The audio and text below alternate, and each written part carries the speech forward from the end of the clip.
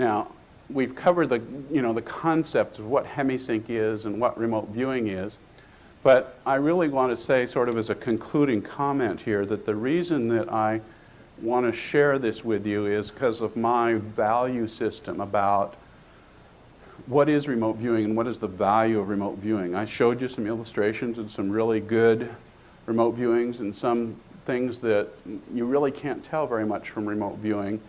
And then I showed you Mars, and maybe what Joe says was accurate, but we're not going to know until we get that ground truth information. So there's a let's wait and see concept about that. To me, the value of remote viewing isn't in describing planet Mars. It isn't in finding your lost car keys or predicting silver futures or the lottery number or finding missing children.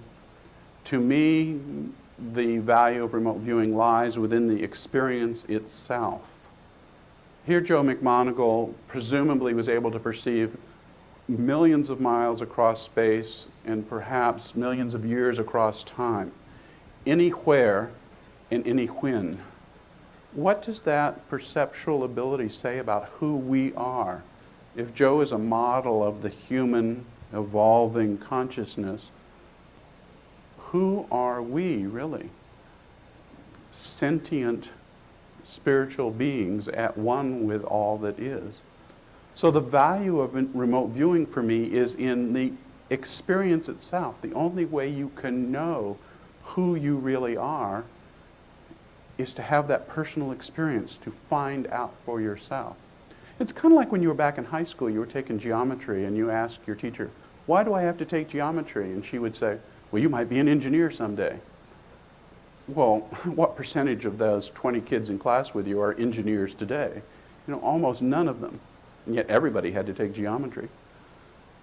What the teacher should have said to you is, because by learning math, by studying the sciences, by taking a foreign language, by studying literature and music and sports in a foreign language, you become a greater experiential being.